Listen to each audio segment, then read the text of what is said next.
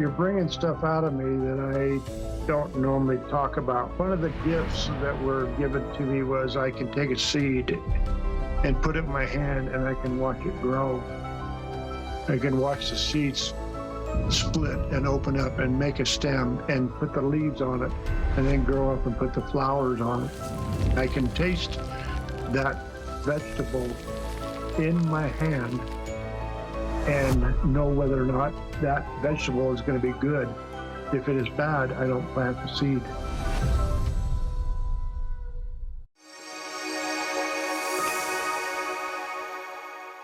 My guest today is Scott Drummond, who had such an incredible near-death experience that he has a video that has reached 25 million people.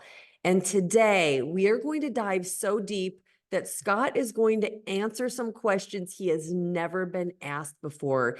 He had an incredible life review that you are not going to believe. So Scott, welcome. Thank you so much for joining us today. It's an honor to be here, Lori. I enjoy talking to people all over the world, and Arizona is just right next door to where we're at. So I'm excited to talk to you. You know, with all the turmoil that's going on around the world, I don't think there's not one person that would like to have a little hope in their life. And if I can share that hope and give people peace, that's my main objective. I never ever intended to ever share my story. I had planned on taking my story to my grave. But when I was encouraged to do it during COVID, when it hit and so many people were dying, I thought maybe this might be a prime time Well, I thing. love what you said to me about how if it just reaches one person, you're happy. If it makes a difference for one person. So I love the philosophy of that. So will you tell us a little bit about what your life was like before you had this near-death experience? I took my drive one step too far, and it all became all about money. And I could see that happening. I was getting an opportunity to go to San Mateo, California, Memphis, Tennessee, Houston, and ended up going back to Washington, D.C. to work. Well, because it was all about money, it, as you well know, in the business world, you step on a lot of people. In order to get that next promotion, you have to be just a little bit better than the other people that are interviewing. And so as I progressed and money started coming in, I started valuing material items. And material items became very important to me. Even though I had a family, I was gone 3 out of 4 weeks out of the month because I was striving for that almighty dollar. And I had made a goal when I was about 26 years old that by the time I was 32, I was going to be retiring and I was going to be a millionaire. And I was right on track. I hit 28 years old and I was in heaven because of the opportunities that were coming my way. Well, after being out of town for actually 5 weeks that time, I was in a little town called Jackpot, Nevada. And I was out there on an assignment to do some work for the post office, and decided to come back for Christmas, of all things, and came back. We had a great Christmas, and because of my selfishness, I called a friend of mine, and we were going to go skiing. I grew up on the ski slopes. I love to ski. There's nothing like fresh powder. And called him, and we went up to Park City. And if you've never been to Park City, it is a beautiful, beautiful community. Well, out of the corner of my eye, I saw a lady coming down the hill, and I couldn't tell if she was going to be able to stop or not because her poles were going every which way. And before I knew it, she had run into us and knocked us all over. And it was kind of like a bowling ball coming down and knocking over the pins. We just all fell on the ground, and we picked her up and we wiped her off and sent her on her way, not thinking anything more about it. And we I ended up skiing the rest of the day. My friend and I had a ball. And at the end of the day, we were probably one of the last ones on the hill because I wasn't able to get to ski very much because of the job that I had. Well, we got down to the car and I started taking off my shoes, and I started putting my skis away, and I took my left glove off, I took my right glove off. And when I lifted up my right hand, I noticed that my thumb was hanging down here and my fingers were going up. And I thought, this doesn't look right. Well, what had happened is when the young lady came down and ran into it, she totally pulled my thumb completely out of joint. And the only thing that was holding my thumb together was the skin. And the guy that was with me was kind of funny because he's an EMT, and he did that on the side. And he says, I can't fix this with a Band-Aid. He says, we got to get something done with this one. So at the time, the equipment wasn't like it is today. Well, because I could not do anything about it at the time, we went up to the ski resort and called my wife, who was down in Provo, and there's a hospital in Provo. And she made all the arrangements for me to come down and be ready for surgery when I got down there. Well, as we started making our way down the mountain and the car started to heat up, I realized that my thumb was hurting a lot. And when we pulled into the hospital, everything was all set up. Now you have to realize too that even though I was married and had 3 kids, I was a very selfish person. Something that I never grew up with in my life was telling my wife that I loved her. I never told my kids that I loved them. The main focus that I had was making money. And so, and they had accepted that, and my wife took the role and basically was raising our 3 kids while I was out making money. Well, when we pulled into the hospital and they took me in the room where they prepped me, they laid me on the table and started to run me back into the operating room, and my wife was walking in beside me. And I'll never forget this because I never told her I loved her. I never thanked her for setting everything up. I didn't tell her that I loved our kids and to give them a big hug from me. I never told her that. All I did is said, I'll see you when I get back. And that thing is been with me for over 4 years since that happened. Well, what they did is they took me into the operating room and they were getting ready to prep me for the operating table. And the anesthesiologist was pulled away on another emergency. But because the doctor was confident in his abilities to fix my thumb, he says, we'll just do a local on it. And what they did is a bear block in it. If you've never heard of a bear block, it's spelled B-E-I-R. And what they do is they put a tourniquet on your right arm, and it has 2 valves on it. And the tourniquet is actually air inside of the tourniquet. Well, the nurse that was in there had never done this procedure before. And the doctor was confident that he could talk her through it, and she was confident that he would be able to talk her through it. Well, what they do is they put a sheet between me and to where they're operating on, so I could hear everything that they were doing, but I couldn't see what they were doing. They kept asking me how I was doing. I said I was doing great. I can't wait to get out of here, and so forth.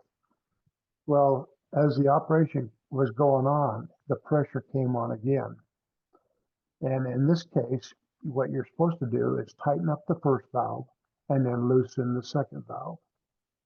Well, the nurse, what she did is she opened up the second valve first and didn't close the first valve.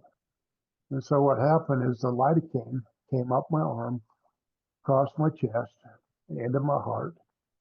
And the next thing I knew is I was raising out of my body and I was standing up above watching the operation.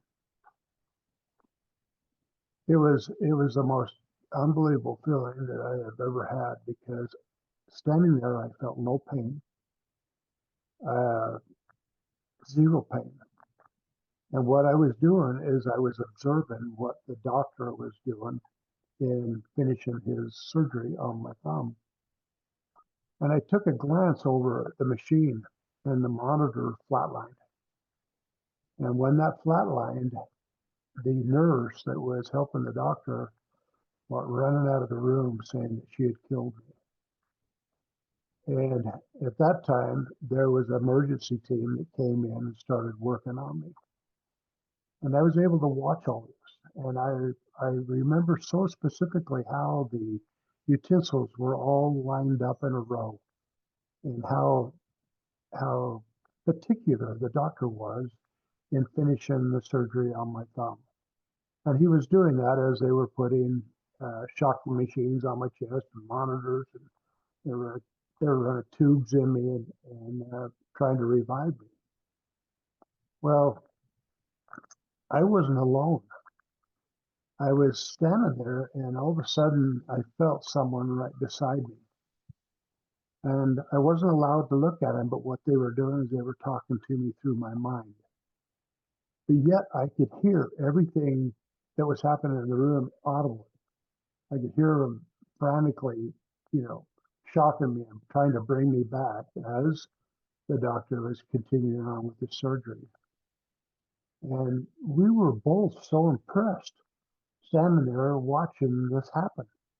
And through our minds, we were saying how hard they were working on that person down there to bring him back. And then it hit me. I looked at the person on the table, and I actually didn't even recognize me laying on the table. It was just a person that was laying there. And finally, it hit me that that was me. And I tried to look at the person next to me, but I wasn't allowed to look at him. And I went, "What's he doing down there? Why doesn't he get up?" And then it hit me that it was me and that I was actually dead. And then I watched him put a pin in my thumb. And I can remember so specifically the pin stuck out through the skin. And he was so particular that it was protruding through the skin, and he pulled it back out and trimmed it down so it would not protrude through the skin. And I remember so many specifics of what happened. And then the time came that the person next to me said, "It's time to go." And where I was going, I had no idea, but it was not my choice. But one thing I want you to know is while standing there, everything was so peaceful. It was the most peaceful feeling that I'd ever experienced in my life. And it was a love that was an unconditional love. It's so hard to explain because in growing up, I never felt love. I never expressed love to my wife other than obviously we had 3 kids. But I never knew what it was like to really feel love or to be loved. The next thing I knew, there was a little stretch of light between where I was going to where I ended up standing. And where I was standing was in a field. It was the most beautiful field that I had ever experienced. In front of me and to the right was grass up to my waist. To the far left of me was tall trees. And in between the trees and where I was standing was a field of flowers. The most beautiful flowers that I had ever seen, colors that I had never seen before. And I studied them, and they were up to about my waist.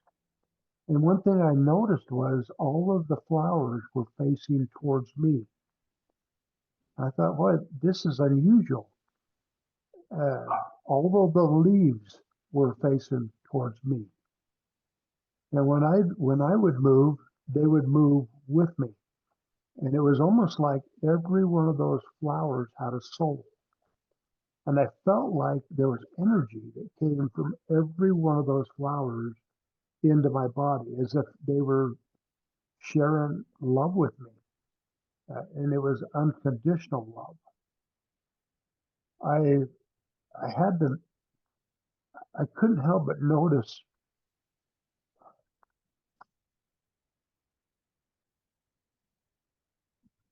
love that I'd never felt before.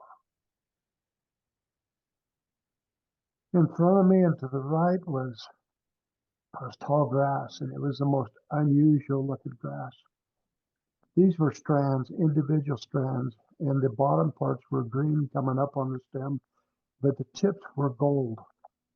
And every one of these blades of grass were facing towards me, again sharing energy that I had never felt before. Now, in front of me, and I need to describe how the layout was. It was a panoramic type view. I could see a long ways to the left. I could see a long ways to the right. And the clouds that were in front of me were brilliant. And the sky that was behind the clouds was an iridescent blue, which is a blue that was just magnificent. Now, the two clouds on the sides were pure white. They were brilliant. The one in the middle was more of a pearl color. And the best way to describe it is if you've ever seen one of the newer model cars and you look at it, sometimes there's a blue, sometimes there's a black, sometimes there's a purple. Well, it was the most brilliant cloud that I'd ever seen. And while standing there, my escort or my guardian angel was still with me. Now, when I was down, I know this is probably irrelevant, but when I was standing over the table, he was on my right side. When I was up standing in the field, he was on my left side. And again, he was just out of view, but I could hear his voice through my mind. We didn't talk like we're talking. Everything was done through the mind. And then he said to me, he said that I was never to ever be able to look back again. Don't look back. And it was so very evident what he said. And being where I was at, I was there to obey. Time was not even in the picture. I think if I had wanted to, I could have stayed there for a long, long time. And again, I really don't know how long I was there because there was no clock. It was the most peaceful feeling. And again, I have to reemphasize unconditional love because that's what I felt. Then something happened that just about blew the socks off me. Was I noticed the person that was with me wasn't there anymore. And in most situations you would get anxiety because all of a sudden you're alone. I did not feel that. I felt total peace. Then what happened was I had a review of my life. And what a review that was, because, most people think of looking at a review as up on a picture screen, just watching yourself. Well, mine was in my mind and I lived it. And what happened was I lived every emotion of everybody that I was in contact with throughout my life. I did not see any of my cars that I'd acquired. I didn't see any of my toys. I did not see any of my money. But what I did experience is how I treated other people. Lori, that was very hard on me. But I was not being ridiculed for what I did. What I was being taught was how I should have done it, or how I could have done it, or how I could have made that situation better. I heard a lot of people along the way, and I felt their emotions. And, the people that I was stepping on may have had a death in the family, and they were experiencing pain and anxiety because of that. Or one of their kids were sick that day, and they were feeling, what their kids were feeling. Well, I felt that same thing in each one of the people that I came in contact with. Now, some things were good, some things were not so good. But what I was there to learn. And it was so peaceful, the learning process that I was going through. I watched all the way from the very beginning where I was laying on my mother's chest and how happy she was to bring me into the world. And I was the oldest in the family, so it was very happy day for her to have a child, all the way until I was 28 years old. I experienced it all. I saw me playing sports. I saw how much time my parents put into my sports, how they actually struggled to keep me in my sports, but I was able to excel because of the time and effort that they put into me.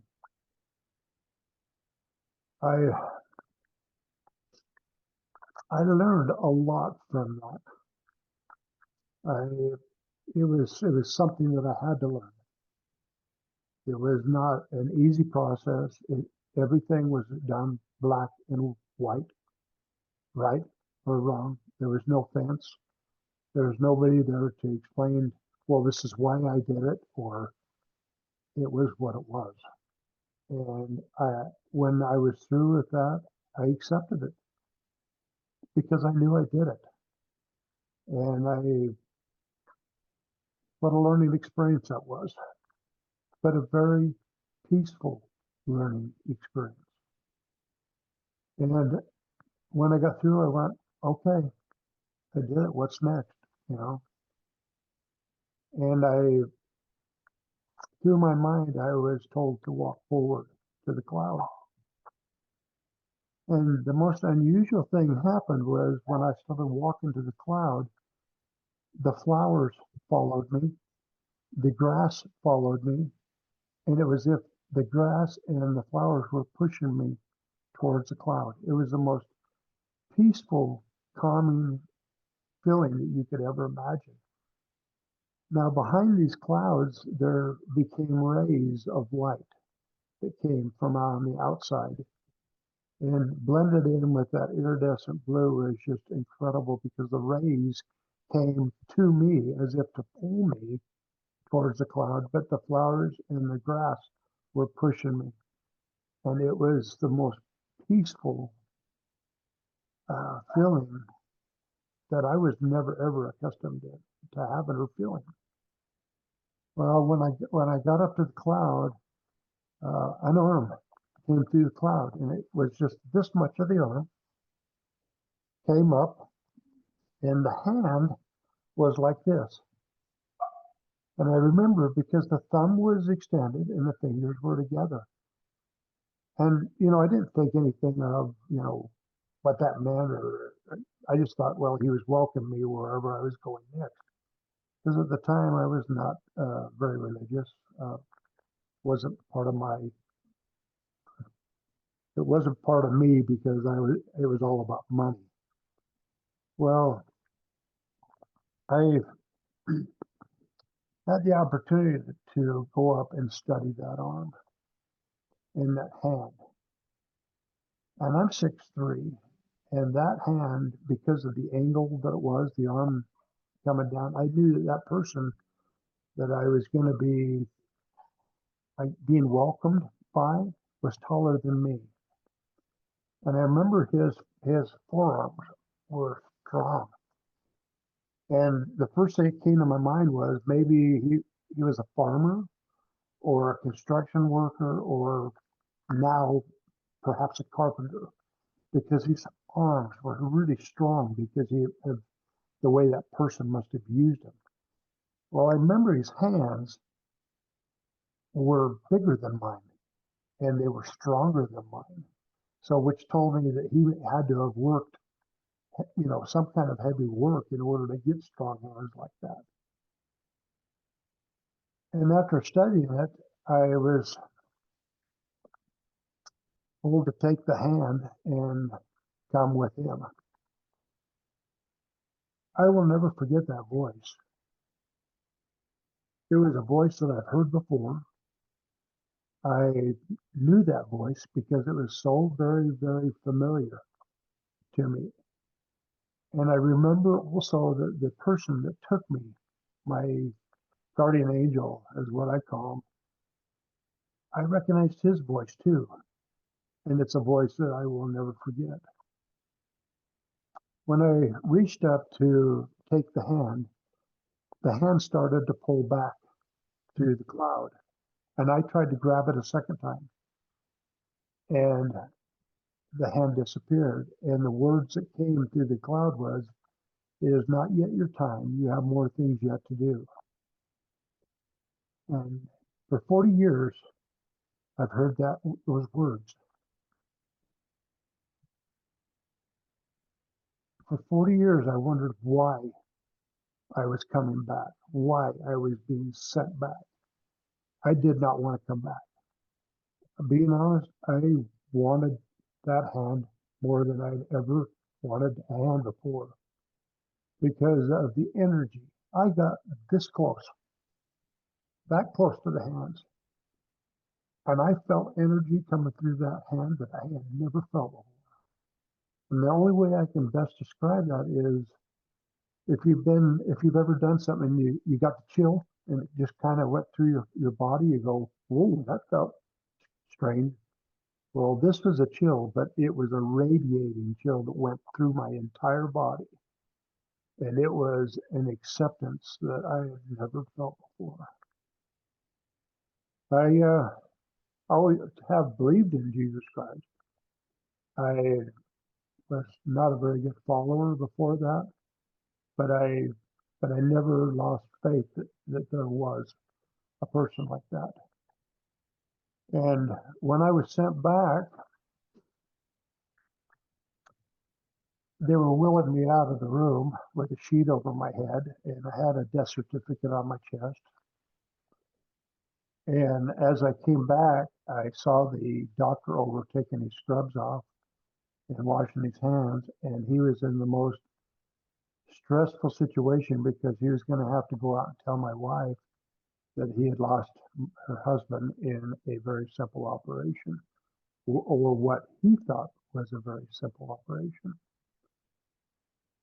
The anguish that he went through was unbelievable. And when the orderly that was pushing me out of the room when they pronounced me dead laid his clipboard on my chest, he saw movement. And he called over to the doctor and told the doctor to come over, and he needed to see what was going on. I remember he come running over, and for 3 days I was put in the ICU and was observed. The doctor wasn't going to let me out of sight for a little while. And he kept coming up and asking questions. "Why was you all over the table when we were wheeling you out?" And what I told him was there was a war going on in my body. The war was I didn't want to come back. I wanted to feel what I felt and to stay there and to experience it even more.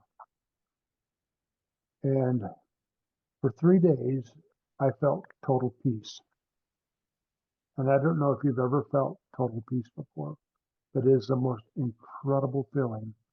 No anxiety, nothing bothered me. I knew that everything was okay and I was in somebody else's hands. After 3 days being in intensive care, I walked out of the hospital. Just walked out. Well, I was scheduled to be back in Jackson Hole because I had an assignment over there that I had to fulfill. And my wife loaded up all the kids. She would not let me leave town without her.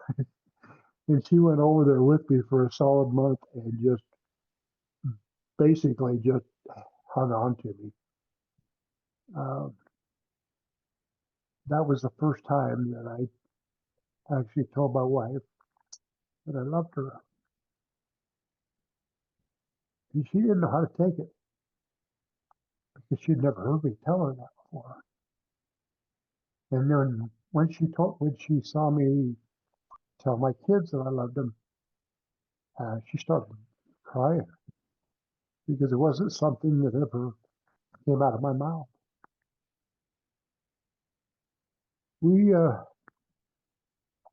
I learned a few things. I learned how to observe people and to be able to look at their hearts and know their hearts and try to understand where they're coming from. Now things, went really well for a while. About 10 years later, I started slipping right back into my old ways because I'm a man. I was worried about supporting my family, putting food on the table and, paying the bills and putting kids into all the activities that they wanted to be in. And I found myself slipping and going back into the old ways. And I'd been offered a really good job back in Washington, D.C. And I was feeling pretty proud of myself. And it was my birthday. I'll never forget it. I called a friend of mine, and his wife had a baby, and she was at the hospital. And so to celebrate his new birth of a new son and my birthday, I said, we need to go golfing. And so after encouraging him to go, he said, well, I can go for a few hours. Well, we went up to the golf course and we started playing golf, and we were having a ball, and we were on the third hole and we started seeing a storm coming across the valley. And we thought, can we beat it? And we both said, yeah, we can beat it. Well, as you well know, playing golf is not fast. You have to spend some time. Depends on how many balls you hit. Well, I got on the 8th hole and I sunk a putt that was probably about 40 feet, and I was pretty proud of myself. And then all of a sudden, the hair on my arms and the back of my neck started standing up. And my buddy Frank and I were hit by lightning. And the bolt of lightning went down through the beanie of my hat and actually blew up my hat. He shredded it. And the other lightning strike went through my friend Frank, went down through his back and blew out his back. It actually melded his L4, L5 bones together. It was that hot. And knocked Frank to the ground. Well, Frank played football for Florida, University of Florida, and he was a lineman. And he was a big man. He was over 300 pounds. Now, both of us had been out of our sports for a while, but we still enjoyed doing things together. I'll never forget that because it was a total whiteout. When I was hit by that lightning, I went, okay, I got it. I got it. I'll get back on track. I got it. And I never even got checked out. But what I did is I went back to the car, drove it up on the golf course, loaded him up, took him to the hospital, and he went into the intensive care unit. He was up on the 7th floor, and his wife was down on the 3rd floor with their new baby. And I'll never forget, I had to go in and explain to his wife what happened to her husband. Now, Frank went through about 5 surgeries on his back. He never did ever recover totally from that. In fact, he passed away a few years ago because of a lot of the problems that he had with his back. There again, learning of people's emotions. Since that time, I did not go back to Washington, D.C. to work. I decided that I was going to stay with my family. And I ended up taking a little postmaster job and went from a very good promotion down to just a minimal position in the post office. But from that time on, I have tried to do my best to understand where people are in their lives. I realized that I had to learn how to be kind to other people. And I also learned that I had to learn how to listen to my guardian angel's voice. That voice is so strong. And if you allow yourself to listen to that voice, you can do miracles. And I'm not talking miracles in making money. That you can make miracles in helping other people feel good and giving them hope. It took me 40 years to open up about this. I'm just a normal guy. I've been retired now 20 years. And 4 years ago, I was prompted to tell my story, a story I did not want to tell, and I fought it. I did not want to tell it because it was so sacred to me. I didn't want to tell anybody about it. In fact, my wife is the only one that knew a lot about it. She didn't know everything about what happened to me. She knew the most. My kids knew virtually nothing. And when I told my story, my kids says, "Well, that's why that's the way you are." And even though it was one of the hardest things I had to do, it was one of the best things I could have done for my family, is telling them the things that I had experienced. Scott, thank you so much for sharing this amazing experience that you had. And I'm grateful that you decided to share this with the world, because the main reason that I began interviewing people who had near-death experiences is because I felt like the life review was one of the most impactful aspects of a near-death experience. And I saw in people how much it changed everything that they did afterwards. So I have so many questions I want to ask you, and I want to start with the telepathic communication that you experienced when you were watching your body being operated on. Because from what I understand in talking to other people, it's not just like I'm saying these words to you and you're hearing these words in your head. There's a lot more that goes along with that communication, correct? Telepathically. Yes, sir. Can you explain what that felt like to you, or what you experienced in a telepathic communication? It was natural. It was nothing that I was out of the ordinary for me. It was like you and me talking, except for what they were doing is they were talking through my mind rather than me having to talk with my lips and then hearing what they had to say. It was very, very natural. Just very natural. Were they communicating emotions as well and not just words? Uh, you know, everyone talks with emotion. Even what we're talking to you about right now, it's with emotion. It was no different. It was very, very natural. And, when he told me to not look back, I knew that I wasn't to look back. That was it. Why do you think you were instructed to not look back? What was it that you think didn't allow you to see them? Yeah. My life was over, and I knew it was over, and I was not going back. Oh, you mean not look back was to not look back at your life, not look back at that person? I was not going back to where I was at before. So did you actually visibly see the person who was communicating with you, the being who was communicating? He was standing to my left in the field, just right even with me, but I was not allowed to look at him. I always felt like the reason why I wasn't able to see him was because I was being told that I had to go back. If I was on that journey of going through that cloud, I know that I would have been able to talk to that person and communicate with him. I know it was a male. I know it was a male voice. It was a voice that I've heard before. You know, it's not my father because my father's still alive, he's 92, but it was a voice that I have heard before and I knew very well.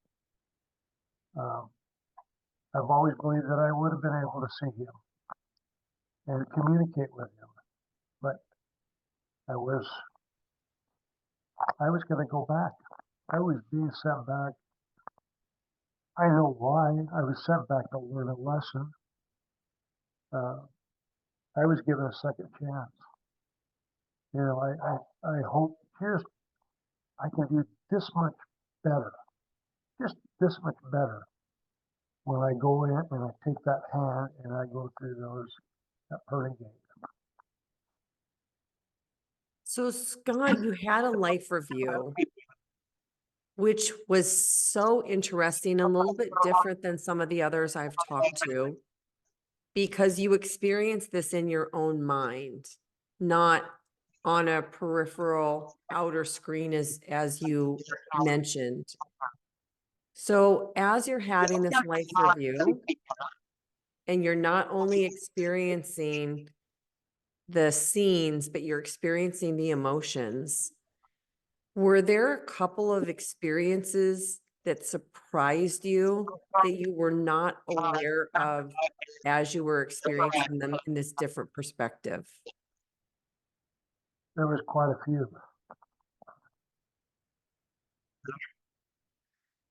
So, Scott, you also have these experiences that a lot of them sounded like they were negative because of the competitive nature, because of your focus on money and your self-proclaimed selfishness.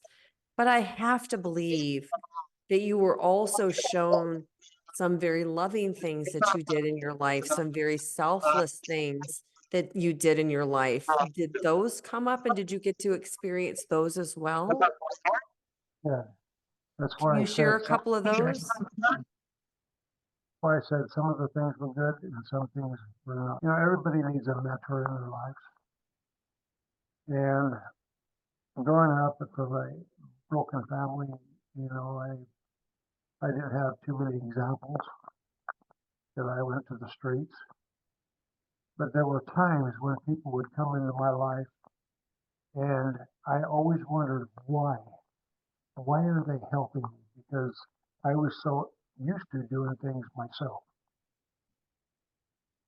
And I realized that I did help a few people. Uh, just simple words of encouragement on maybe getting a job or getting a promotion or an easier way to play the sport. Uh, you know, at the time I didn't realize I was doing anything good, but I observed it and I didn't, you know, I didn't realize at the time that I was doing those things. But what I did realize was after my experience was how important mentors are in your lives. Being a people watcher, there are so many good mentors out there. And if you just listen to those old ducks that have gone through experiences, you can learn how to avoid some of the mistakes that I made when I was growing up. And I wished I had one really good one. Sorry, I've been married 50 years. How that happened, I have no idea. My wife should have kicked me out years ago. But she saw something that I never saw, and that is the ability to change. Her father is one of the most loving people that I could have ever been around and learned from. Her parents had been married, you know, their whole married life, you know, 65 years before they passed away. And he taught me how to love people. And it wasn't until I had my experience that I realized I had to find somebody that I could learn from, because I didn't have that in my life.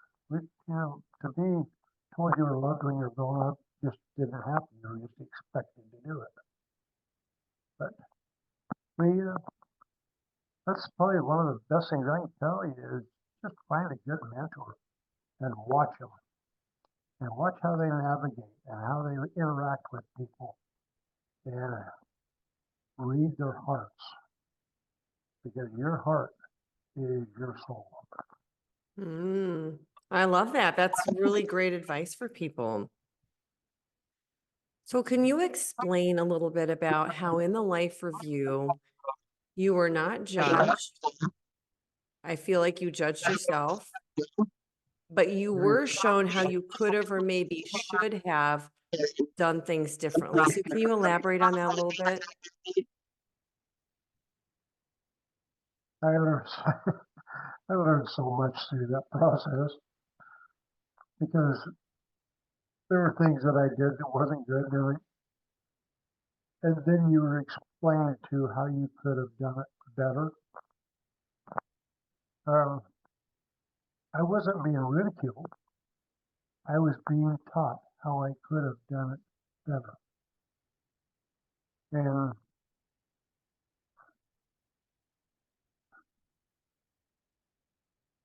even though I learned these things, Lori, from my life review, it's taken me a lifetime to learn it.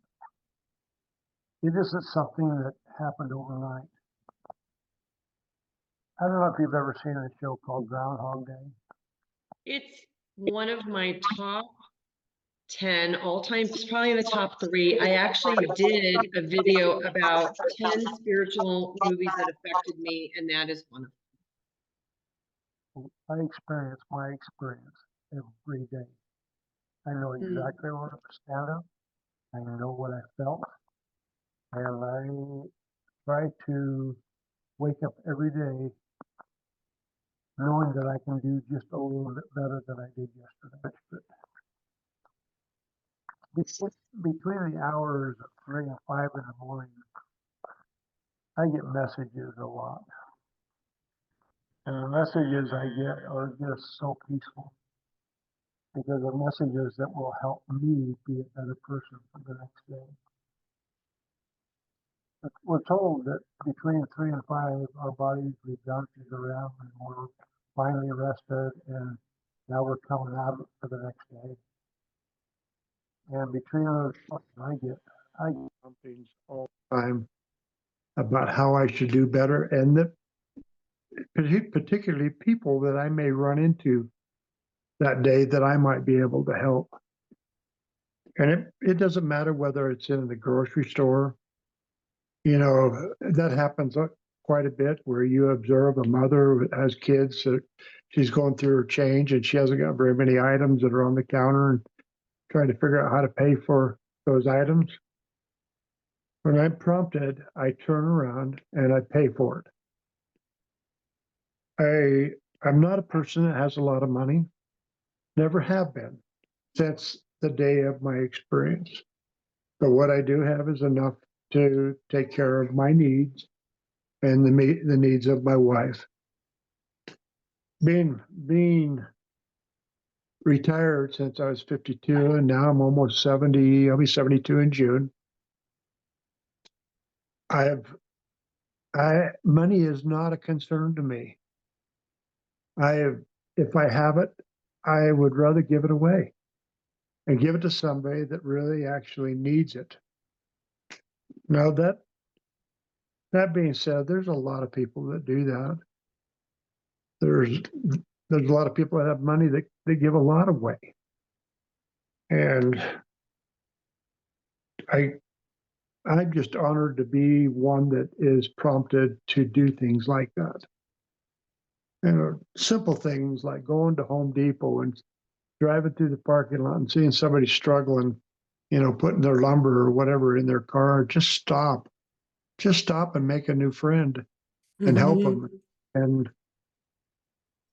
there's so many things that we can do Even if we're working full time, there's so much we can do to help other people. I think that that's probably one of the most beautiful messages I've heard in a while. Well, again, I'm not perfect, but I want to be just a little bit better for my next live review. Well, I'm going to ask you this question. I know this is speculative, but do you think we all are going to have a life review? Yes, I believe we all will. And we are going to be our worst judges because we know exactly what we have done. With and without intention. That's right. And I think Lori, just need to be mindful of our surroundings and the feelings that other people have. Hmm. You know, are we going to solve the world's problems? No, we're probably not going to be able to. But today, right now, and this is the way I live life, from right now on, I can do better. From right now going backwards, it's already done. So let's just look at right now where we're at. Right now, you and I, we're safe. We haven't got any guns being pointed at us. We're not in any kind of turmoil. Right now, enjoy where you're at. Be present. Be present. I love that. That's wonderful. So you also had a very visually beautiful experience on the other side in the heavenly realm. And one of the things that really struck me is you explained what these flowers look like. You said that they were waist high and they were all facing you. And you said these words, it's almost as if they had a soul. You've had a long time to think about this. Do you think they actually did have a soul? Yes, Will you explain very much. this and what you believe a soul is from your perspective and your experience? I've never had these questions asked to me before. I'm sorry, that's actually kind of my goal. I really, really love to dig in deep because these are the things that I feel like the wisdom and the gold nuggets that you're sharing with people from such an unusual perspective that most people do not have. So I appreciate you entertaining these questions from me. You know, each one of those flowers were a different color. And each one of those colors I could taste. Ooh, that some people actually in the physical have that. There's a word for it. Do you know it? I don't know. And all I know is what I tasted. I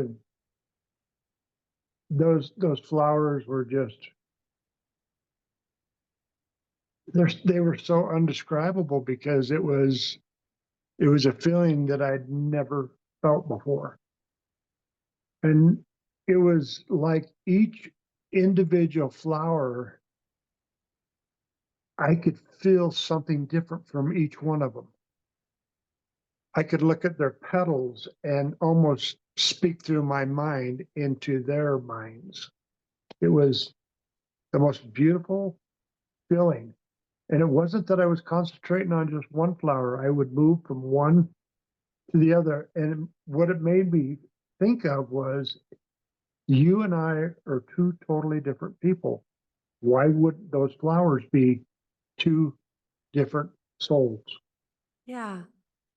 You're bringing stuff out of me that I don't normally talk about. One of the gifts that were given to me was I can take a seed and put it in my hand and I can watch it grow. I can watch the seed split and open up and make a stem and put the leaves on it and then grow up and put the flowers on it.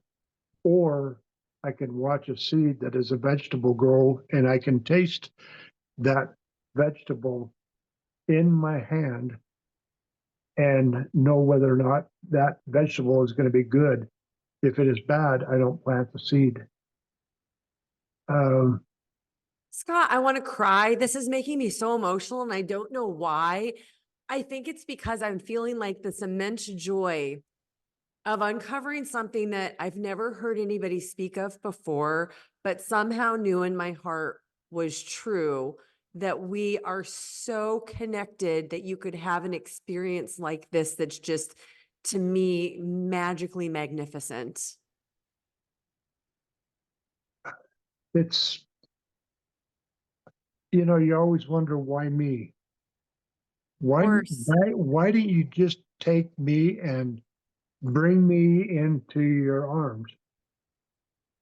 And I, when, when I was 67 years old, when I was asked to tell my story, I did, I did everything in my mind to justify not doing it. I did. In fact, before I went to the studio to tell the story, I sat out in the parking lot for a half hour. And I sat there with my wife and I said, I don't want to do this. And she said, you told me you would. I said, I don't want to do this. And if you look at my original video, I was in an old beat up golf shirt. I'd been golfing that day and I was all sweaty. I did not want to do the interview. And I bet everybody listening was like on the edge of their seats as you were telling it. To be honest, I didn't think not one person would watch it because it was something that meant a lot to me, but why would it mean anything to you? And that original video now has over 25 million views from around the You have world. a video that has been watched 25 million times. Yeah, Scott, what does that say to you? it gives me the chills because Me too. if I, all I ever wanted to do is to help one person. When I You're sat in thinking too that car, small. well, it has gone from a book and now it is being made into a movie. Oh And my gosh. When do you have any idea when these videos live in perpetuity? So we're talking in April of 2025. Do you have any idea when a movie like this would be coming out? well, the two producers that I'm working with right now are shooting for next spring. We hope with, you know, they're working with investors, you know, to do the movie. I would not sell the rights to my book to them, which they were very disappointed in because if I sell the rights, they can do whatever they want with my story. Right. Yeah. But I told them with the help of a very good lawyer, what I did not want to do was to give my rights away because I wouldn't be able to talk about it. Yeah. They came Yeah. back to me and made me a co-producer. And Wow. my responsibility is to make sure the script follows my book. I love that. Well, I want to ask you one more question, and then I want you to tell everybody where they can get your book and how they Okay. can connect with you. The last question I have for you is that I've only ever heard one other person have a connection, and I have watched, read, and listened to a lot of these now and interviewed quite a few people.